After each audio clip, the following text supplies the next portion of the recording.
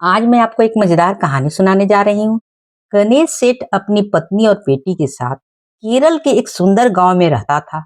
सेठ की पुत्री चंद्रिका विवाह योग हो गई थी। चंद्रिका का रिश्ता सेठ सेठानी ने बचपन में ही तय कर दिया था। आज सेठ जी शादी की तारीख तय करके आए तो बहुत खुश थे। रात को अपनी पत्नी से बोले, मैं चंद्रिका का विवाह धूमधाम से करूंगा, उसके लिए एक नौलखा हार भी बनवाऊंगा।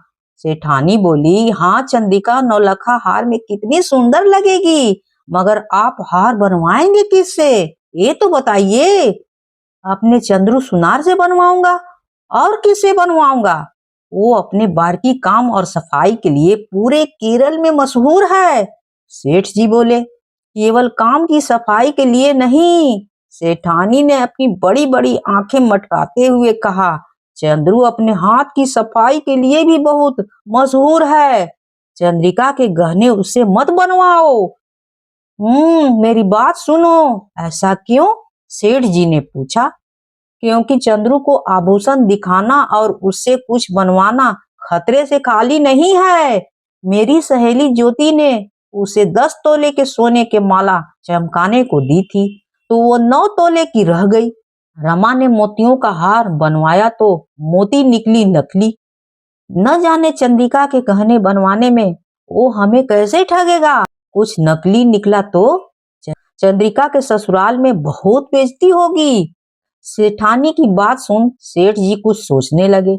कुछ देर बाद बोले, मैं चंद्रिका का हार तो चंद्रू से ही बनवाऊंगा, देखूं वह कैसे मुझे ठगता है।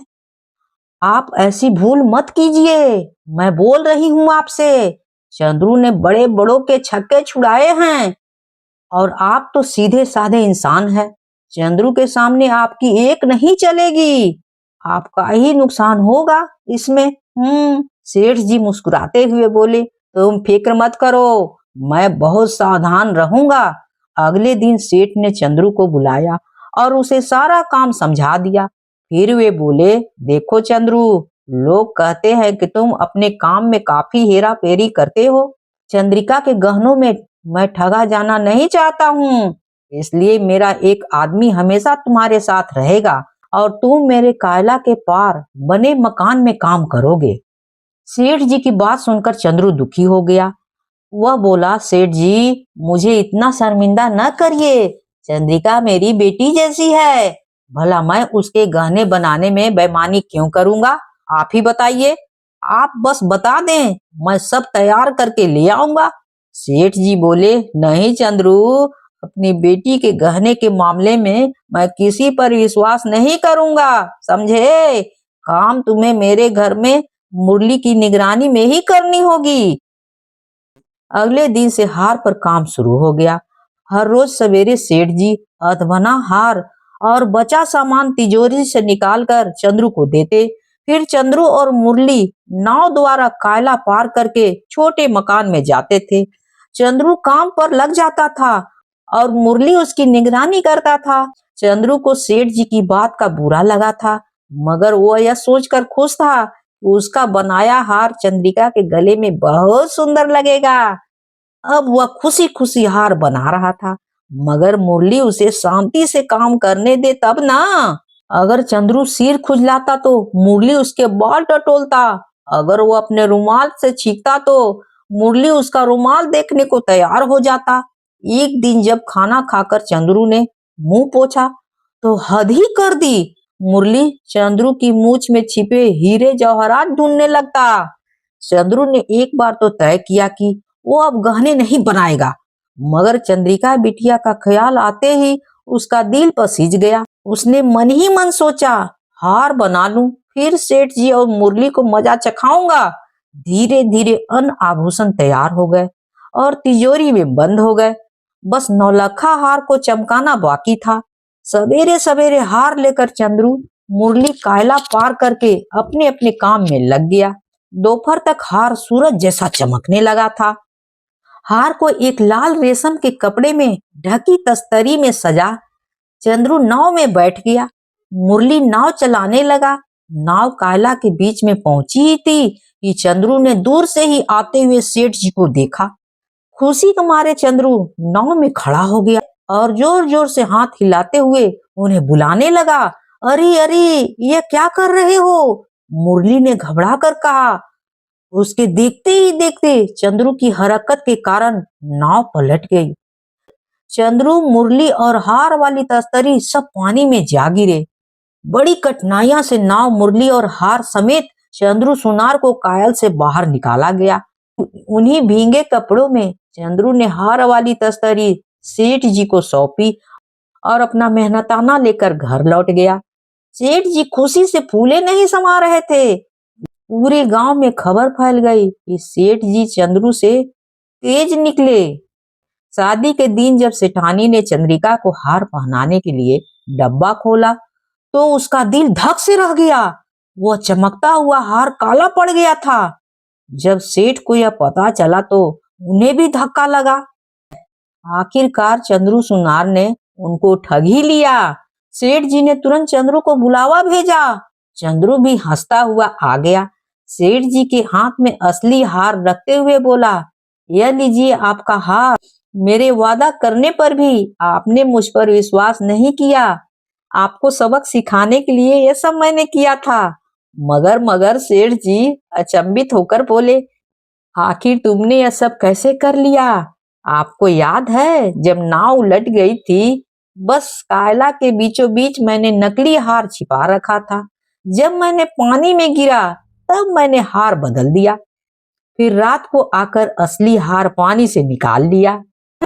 चंद्रू की चालाकी सुनकर सेठ जी के चेहरे पर भी मुस्कान आ गई और बाकी लोग भी हंसने लगे। यही है सेठ जी और चंद्रू की कहानी। अगर कहानी अच्छी लगी हो तो please like, share and subscribe करना बिल्कुल मत भूलिएगा। जरूर कीजिएगा। आज मैं आपको एक मजेदार कहानी सुनाने जा रही हूँ। मूसक वंश के महाराजा ने अपनी छोटी एवं प्यारी राजकुमारी सुहीम की शादी दुनिया के सर्वशक्तिशाली राजा के साथ करने का प्रस्ताव दरबार में रखा तो राज दरबार के पंडितों ने अपना मत प्रकट करते हुए कहा कि सूरज जैसा सर्वशक्तिमान और कोई नहीं है। यह बात सुनकर राज दरबारी गण लाव लश्कर के साथ राजकुमारी सुहीम के विवाह प्रस्ताव लेकर सूरज के पास चले गए और उनके सामने राजा का प्रस्ताव पढ़कर सुनाया। उनके प्रस्ताव को सुनकर सूर्य उल्टा हंसते हुए बोले, मैं भला उतनी शक्तिशाली कहाँ हूँ? मुझसे शक्तिशाली तो नील गगन के बादल हैं, भर में मेरी तेज किरणों को निस्तेज बना देते हैं। आप लोग यह प्रस्ताव लेकर बादल के पास जाइए। सूरज को धन्यवाद देते हुए वे लोग विवाह का प्रस्ताव लेकर बादल के पास जा पहुंचे और राजकुमारी सुहीम के विवाह प्रस्ताव को उसके सामने रखा। बादल ने जब यह प्रस्ताव सुना तो हंसते हुए कहा, मैं भला उतना शक्तिशाली कहाँ हूँ? वायु के झोंके मेरे घनत्व को नाश कर देते हैं। वे मुझे उड़ाते हुए यहाँ से वहां लेकर जाते हैं। मुझसे शक्तिशाली तो वायु है। आप लोग राजकुमारी का विवाह प्रस्ताव वायु के सामने रखें। वे लोग वहां से वायु के पास पहुंचे। वायु ने प्रस्ताव सुनकर मुस्कुराते हुए कहा, मैं भला उतनी शक्तिशाली कहाँ हूँ? मुझसे शक्तिशाली तो वह सफेद चादर ओढ़ा हुआ हिमालय है। अब वे लोग सुहीम के विवाह प्रस्ताव को लेकर हिमालय के पास पहुंचे।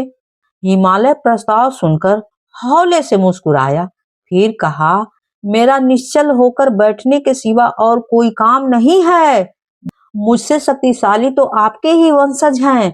आप लोग जैसे सर्वशक्तिमान इस सूर्य मंडल में और कोई नहीं है। मेरे शरीर को तार तार कर आप लोग मुझ पर राज करते हैं। अब आप ही बताइए, मैं आप लोगों से शक्तिशाली कैसे हो सकता हूँ? हिमालय की बात सुनकर सब अवाक हो गए।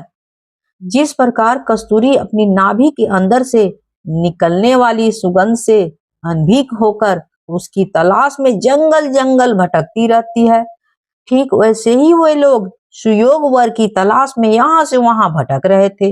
आखिरकार राजकुमारी सुहीम को मुंसक वंश का एक अति सुंदर युवक वर के रूप में मिल ही गया और विवाह के बाद दोनों सुखमय और आनंदमय जीवन बिताने लगे।